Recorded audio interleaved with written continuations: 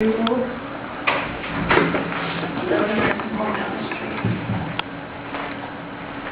Sunday, I finally come talk to you today a little bit. That's what I'm going to do.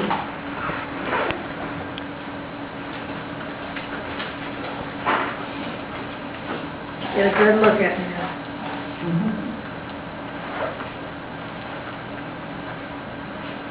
I wrote something about 6 years ago,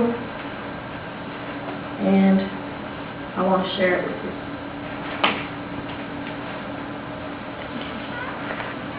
I wrote it for the nurses at the nursing home.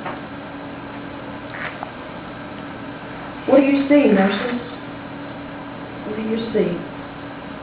What are you thinking when you're looking at me?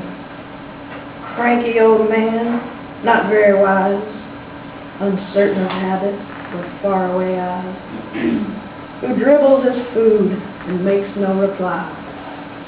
When you say in a loud voice, "I do wish you'd try," who seems not to notice the things that you do, and forever is losing a sock or a shoe, who, resisting or not, lets you do as you will, with bathing and feeding the long day to fill.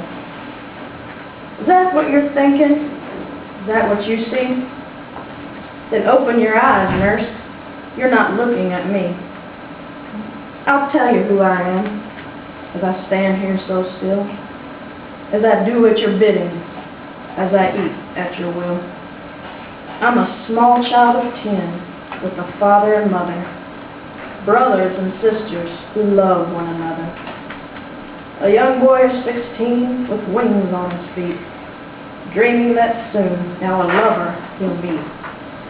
A groom soon at 20, my heart gives a leap, remembering the vows that I promised to keep.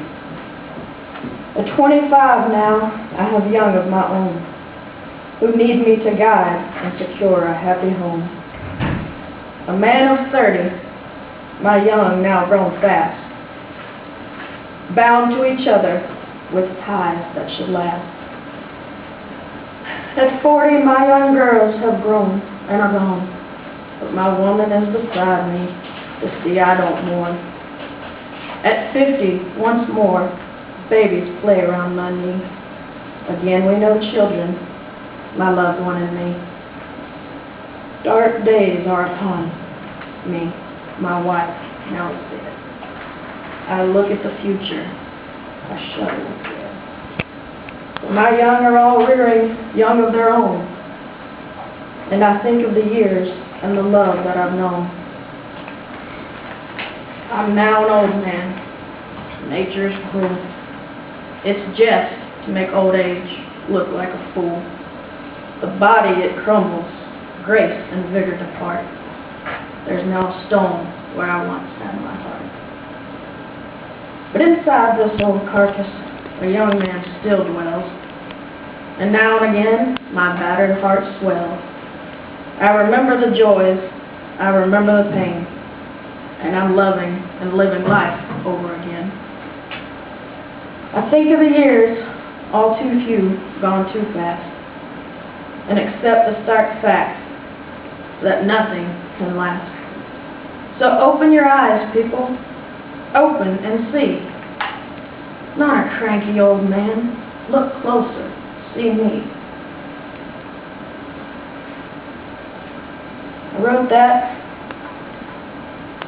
because I felt like people just didn't understand old folks. They worked with them, they were trained, but they didn't see me. They didn't see me for a person.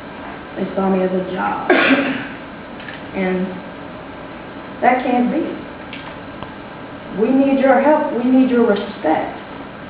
We need you to know that we had lives. We had children. We had jobs, dreams, just like they do. I want to show you a picture of my wife and my daughter. My wife, Betty Lou. My daughter, Amanda. Betty Lou was diagnosed with dementia 7 years ago. She didn't live but about 2 years after that. My daughter showed me this letter that her mother wrote to her. Broke my heart. And I'm going to share it with you. My dear girl, the day you see I'm getting old, I ask you to please be patient, but most of all, try to understand what I'm going through. If when we talk, I repeat the same thing 1,000 times, don't interrupt to say, you said the same thing a minute ago. Just listen, please. Try to remember the times when you were little, when I would read the same story night after night till you would fall asleep. When I don't want to take a bath, don't be mad, don't embarrass me. Remember when I had to run after you making excuses and trying to get you to take a shower when you were just a girl. When you see how ignorant I am when it comes to new technology, give me the time to learn it. Don't look at me that way. Remember, honey, I patiently taught you how to do many things, like eating appropriately, getting dressed, combing your hair, and dealing with life's issues every day. The day you see I'm getting old, I ask you to please be patient, but most of all, try to understand what I'm going through. If I occasionally lose track of what we're talking about, give me the time to remember. And if I can't, don't be nervous, impatient, or arrogant. Just know in your heart that the most important thing for me is to be with you. When my old, tired legs don't let me move as quickly as before, give me your hand the same way that I offered mine to you when you first walked. When those days come, don't feel sad. Just be with me and understand me while I get to the end of my life with love. I'll cherish and thank you for the gift of time and joy we shared. With a big smile and a huge love I've always had for you, I just want to say, I love you, my darling daughter. Betty Lou was the love of my life. So was my daughter.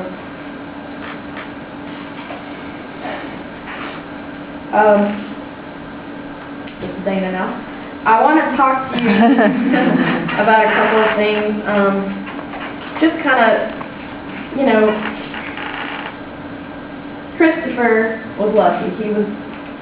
He's treated good.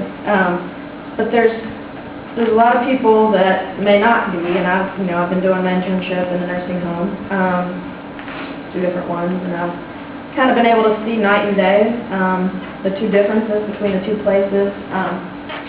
But I just want to highlight a few things that the nursing home resident rights, that's a statewide North Carolina thing. There's probably 20 of them. I didn't do that many of them, but I wanted to touch on a few of these that are important to me, and that kind of lead into my project. I made a t-shirt. But first of all, to be treated with respect, consideration, dignity, and full recognition of his or her own individuality and right to privacy.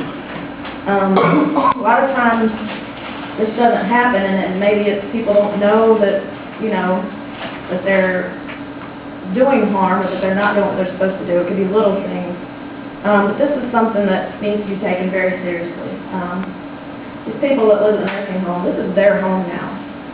And if I'm going to enter a room, I'm going to not say their name, tell them who I am, and I'm not going to just barge in there if their door is open or not. This is their home, and this is the respect that they deserve. Next, to be free of mental and physical abuse, neglect, and exploitation. Physical abuse is pretty obvious. Mental abuse, I'll cover mental abuse in a second.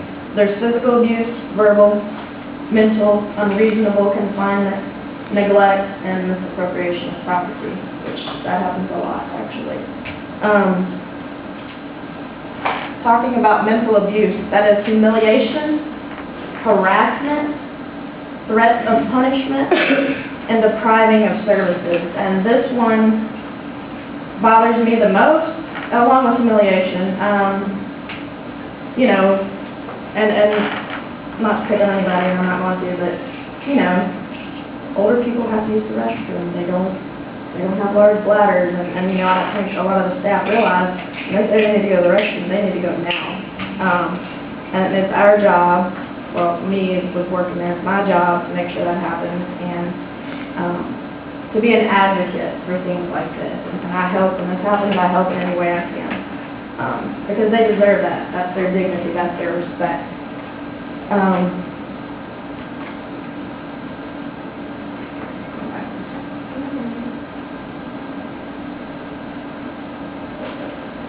Not great at this. I'm talking about neglect. Kind of the same type thing, the failure to provide goods and services necessary to avoid physical harm, mental anguish, or mental illness. And again, I think it's just, there needs to be an awareness that these people are people. They're not just filling a bed, you're not getting a paycheck just because they're here and they're changing their diapers and all this kind of stuff. These are people who have lives, who have stories, wisdom. It's been so amazing to be able to talk to these people and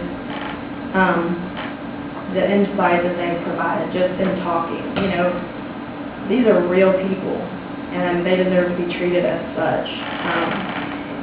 And so that is why my big theme is advocacy. I think it should be every social worker's thing, but I mean, I guess in different situations, different circumstances, it'll be a bigger part of what you do. But I'm here for these people. I am their advocate. I represent them. I will do whatever I can to make sure that they're treated with dignity and respect, and that they're treated like very important, valuable people in society, because they have a lot to offer.